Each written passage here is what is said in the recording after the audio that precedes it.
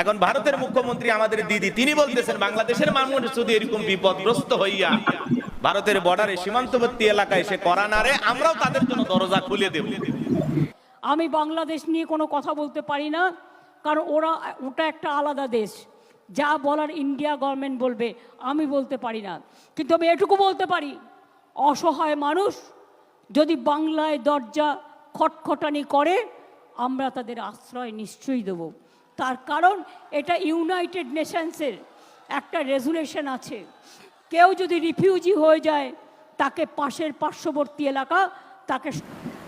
তাহলে চিন্তা করেন পরিবেশটা কোন জায়গায় পর্যন্ত চলে গেছে, আতঙ্কটা কোন জায়গায় গেছে, সমাজের বিপর্যয়টা কোন জায়গায় ছড়িয়ে পড়েছে, যে অন্য দেশের মুখ্যমন্ত্রী আমাদেরকে নিয়ে এরকম বলতেছেন। তারা যদি বিপদগ্রস্ত হইয়া, তারা যদি আতঙ্কিত হইয়া, তারা যদি বিপদে পড়ে আমাদের ভারতের সীমান্তবর্তী এলাকায় সে করা না রে, আমরা তাদের জন্য দরজা খুলে দেব।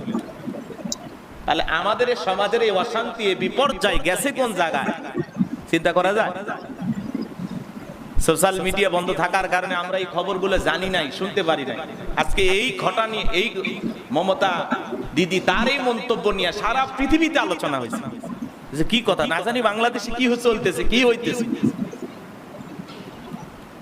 তো আমরা একটা নিরাপদ রাষ্ট্র কামনা করি, নিরাপদ একটা দেশ কামনা করি, সুন্দরভাবে বসবাস করতে চাই, মানুষের অধিকার নিশ্চিত করা হোক।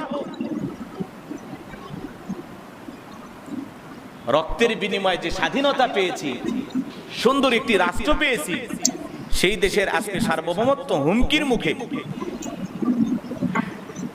যুদ্ধ হলো, মায়ানমারে হাজার হাজার মুসলমানকে তারা হত্যা করলো।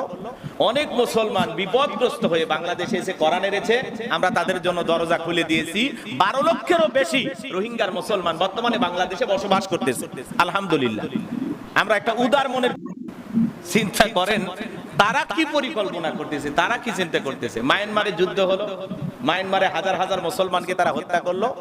অনেক মুসলমান বিপদগ্রস্ত হয়ে বাংলাদেশে এসে কোরআন এনেছে, আমরা তাদের জন্য দরজা খুলে দিয়েছি। 12 লক্ষেরও বেশি রোহিঙ্গার মুসলমান বর্তমানে বাংলাদেশে বসবাস করতেছে, আলহামদুলিল্লাহ। আমরা একটা উদার মনের পরিচয় দিয়েছি, মুসলিম ভাইদেরকে জায়গা দিয়েছি, আমাদের কলিজার ভিতরে তাদের স্থান দিয়েছি। এটা নিয়ে সারা পৃথিবীতে বাংলাদেশের অনেক সুনাম অর্জন করেছে। বাংলাদেশের এই কারণে অনেক দেশ বাংলাদেশকে প্রশংসায় ভাসিয়েছে, আলহামদুলিল্লাহ বলে।